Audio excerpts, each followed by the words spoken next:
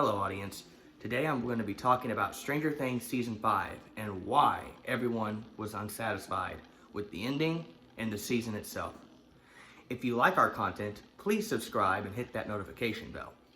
My name is Ben Gunn and this is the Midnight Carousel Pictures podcast.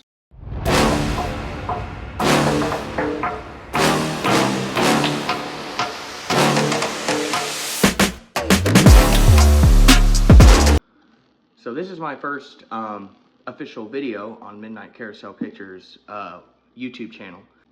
So back to the question at hand. Why did Stranger Things Season 5 feel so off?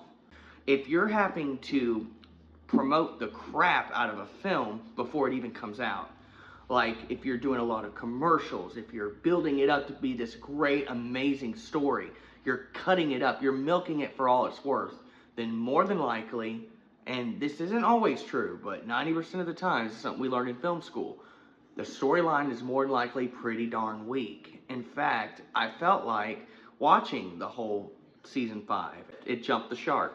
And it's honestly because the storytelling was really, really off. It had too many plot holes.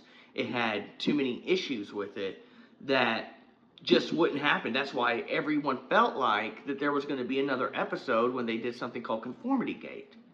You know, where they were like, there's no way, or episode 8 is going to be the last episode. That Vecna captured them all, and we're finally going to get the episode the Duffer Brothers deserve to give us. I'm just going to let you know something about storytelling.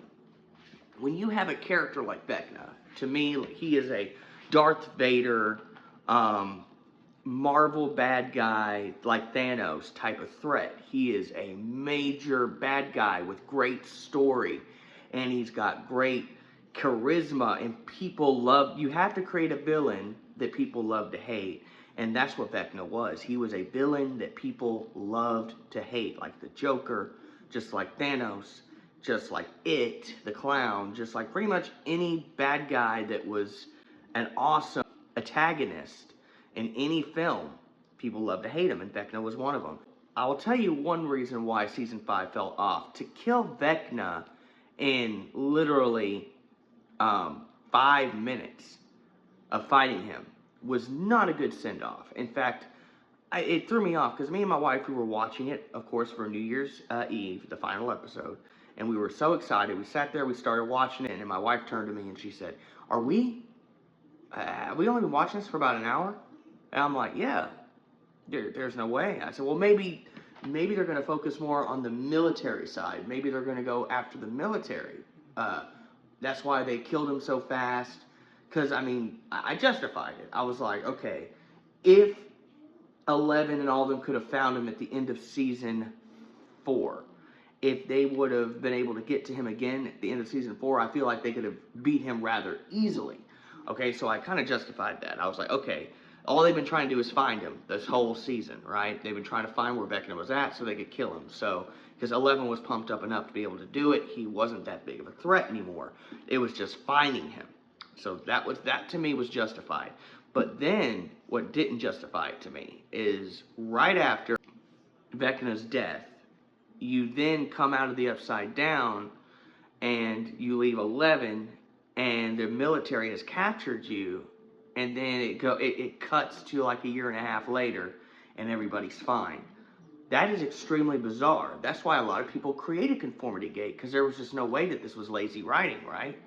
That the military was just going to let you go and we never hear from them again? The whole project got destroyed? No. The military was ruthless and would kill people. So how in the world, 11's dead, the project's ended, you know? I feel like they were just so scared. The Duffer Brothers were just so scared to kill any characters because the audience screaming, don't kill this guy, don't kill this guy, don't give us this sad story to end it, when really those are the best stories.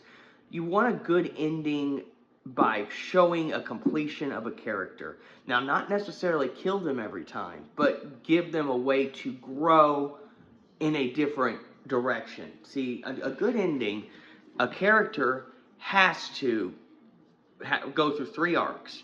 The character, the protagonist, you know, is stuck somewhere. The protagonist is brought a challenge. And then number 3, he overcomes the challenge, and it grows him as a character. If your characters don't grow in a story, then honestly, it's not going to be a good story. Basically, that is what the problem is with Stranger Things. They stopped growing after season 4. Okay? There shouldn't have been another season, in my opinion. Honestly, I feel like that the last part of season 4, where they saw the smoke and stuff, I feel like they should have ended it at season 4. There should have been no conclusion after that. They should have just not even showed that ending where the smoke was in the air, because I feel like season 4 was the epiphany. It was the epitome of what Stranger Things was supposed to be, but because they wanted to do one more season and milk it for some more money, they wrote this ridiculous season 5 that has let everybody down, and some are saying it has the worst ending since Game of Thrones. And I agree with that because I've watched Game of Thrones. Well, tell us in the comments what you thought about Stranger Things. And like, follow, and subscribe to our channel, Tunist. I'm going to start doing podcasts like this a lot. This was my first one. I'm really excited to be talking to you guys like this. And hopefully we'll be talking about more important stuff in the future besides Stranger Things. Talking about like film cinematography. Talking about how to become an independent filmmaker on a shoestring budget. And how to create great stories and great films that people will watch. Thank you, and have a blessed night.